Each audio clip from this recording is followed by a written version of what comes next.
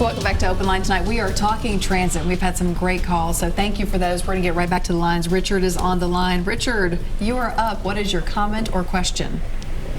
Okay, I would like to know about the Nashville Star, the train we have in Nashville, and why they can't extend the MTAs to run a little longer at night. Yeah. Okay, very good. Thank you, Richard. We'll get that answered. You know, folks who have been riding the Music City Star, the Nashville Star, whatever name it's going by now, the We Go Star. It's hard to keep up.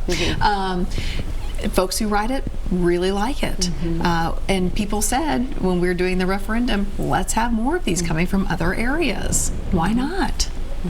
Does it come down to money? Yes, and also most of the other rail lines are owned by CSX. And they have all but said that's a non-starter. Gotcha. It would take so much money, in fact. To build new rail.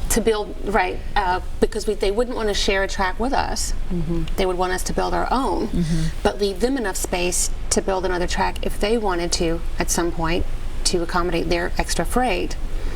And then if you look at our region, and if you were to draw a line to any of our regional communities, Dixon, Williamson, all that, if we were to build those lines, we would be mowing over businesses and Taco Bells and business parks and homes, and it would just be so exorbitantly cost prohibitive for us to do that.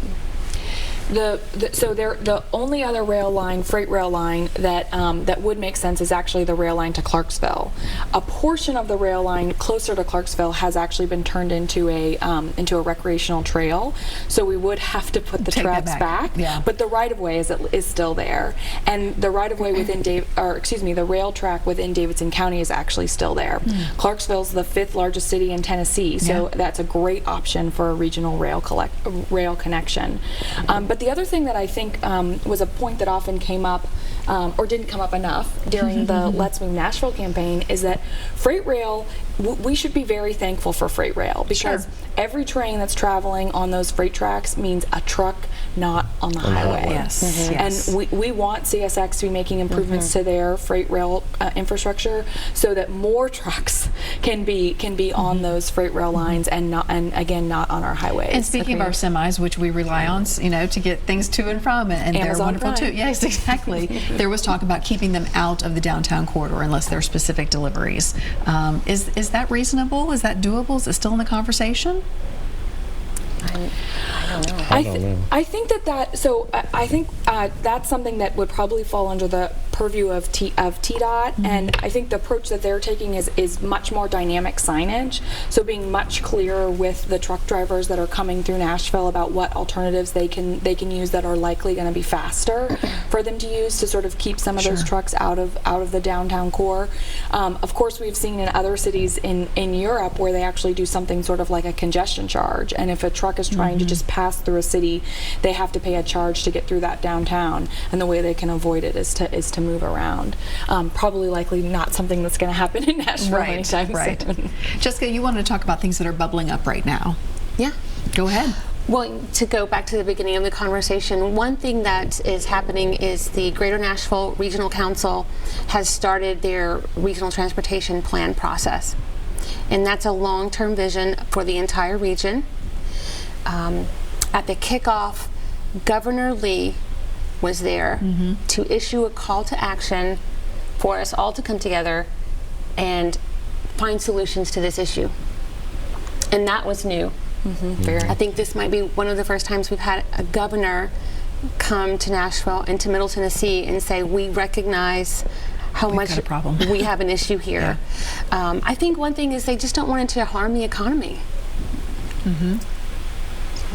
Because so much of the rest of the state is starting to rely on the growth that's happening in Nashville. As you all are a part of this coalition, do you feel like all of the right players are at the table? Or is there going to be a consensus among the coalition, this is the direction we need to go, but then you have a government agency or TDOT or somebody else that says, whoa, we're not on board with that, and then we're back to kind of like, what do we do? I think all the government agencies are there, but I think what we learned from the coalition last time is that there weren't necessarily all of the grassroots organizations that were at the table. The individuals that are going to benefit the most from using the transportation system. So I would think when the plans come out, we have to do a much deeper dive in going into communities, with the messaging to show what has been laid out and how it will impact, the community and how it will help them improve the quality of life, and then go from there and make sure that we keep people abreast and comprised and all of what's going on. I was telling Jessica earlier, it's almost like I think we're going to have to create these communication hubs within community to be able to have people go out in the community and inform people that they have influence and contact with that they trust as a trusted source. Right. Yes. Yeah, it has to be a familiar face. Because there was a lot of misinformation that was out there during the last transit referendum, and I think what Clifton just said, trust is just so critical. And with everything that happened with the mayor at the time, we lost a lot of that trust. And so trying to communicate the facts of the plan were really, really difficult. So trust, I think, is really important, rebuilding that trust. Yeah. All right, let's jump to the phone lines. We have Jim on the line. Jim, thank you for hanging in there. What's your comment or question? Well, hey, glad to have a little bit of a couple of moments here. Well, first, let me turn my TV down. I apologize. That's okay. Well, first of all, I guess, obviously the main reason why the traffic is so heavy right now is because of the economy, and thank God for the Trump economy.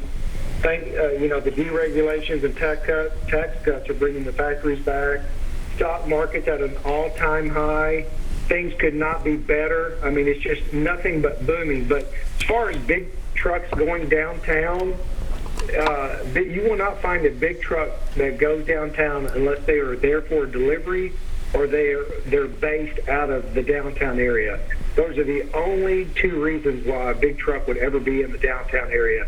They would never, they have GPS just like we all do when you put in an address for where you need to go to, and wherever it takes you, that's where you're going to go. But it would never route you downtown. But look, the economy's booming, and Trump 2020, if you guys want to continue. Thank you. All right, thank you, Jim. Erin, you were talking about that you actually work for Vanderbilt, and one of your main jobs is working to decrease single-car ridership. Yes. Tell me about that and really how you plan to make that happen, because we've talked about that's a hard hump to get over. It is. Well, and actually, again, during the Let's Move Nashville Transit referendum, we heard a lot of people commenting on the need for us to really develop a comprehensive transportation demand management program. And TDM is sort of the opposite of supply. So if you're investing in new buses, new frequency, that's increasing the transit supply. On the TDM side, you're actually trying to make sure that your existing transit system is used to its maximum efficiency. And just after the transit referendum failed, the Metro Planning Department launched their Nashville Connector program, which is the city's first comprehensive TDM program. And a few months after that, Vanderbilt launched our MoveU program. And really, there's sort of two key elements of the MoveU plan. One is actually investing in our infrastructure. We're sort of a mini city. We have 330 acres right in Midtown. We're now totally surrounded by this very urban city, and a lot of our roads feel very suburban feeling, and so we're making investments to improve our pedestrian pathways, improve our bicycle infrastructure. We're putting a walk and roll loop that'll go all the way around the outskirts of the campus that will be open to the community as well as to the Vanderbilt campus. And then the second, so investing in our infrastructure is one. And then the second piece of it is making sure that our programs and policies really put sustainable transportation options on an equal footing with driving your car. So getting your incentives and disincentives right is really important. And one of the biggest things that we're looking at right now, all of our faculty, staff, and graduate students buy an annual parking permit. And we're looking at providing more daily options so that you really only need to pay for parking on the days you're going to use it, and that makes it easier to choose walking, biking, or taking transit. Vanderbilt's one of the few employers in the region that pays pays for our employees' transit passes. We want to see more employers doing that. But it's about sort of getting the incentives right so that those options are on an equal playing field. So are people buying into this? Have you seen progress just over the past maybe year or two? Yes, we have, because I think people are just really, really looking for other options. As Jessica said, people are really sick of sitting in traffic. They're sick of not being able to use that time for other things. And you know, when I moved to Nashville 4 years ago, and I realized how much more time I was spending in my car rather than walking. And so I think people are looking to walk and bike more. I'm a working mom. If I could bike to work a couple times a week and check working out off my to-do list, that would be great. But people feel, you know, as Clifton was saying, oftentimes it doesn't feel safe to walk or bike. And so we need to be making those investments so that there's other real options. Gotcha. Anything you want to chime in on? I think she said it all. That was pretty incredible. Very good. Okay, then we're going to take another quick break. We got to squeeze one in here, and we will be right back.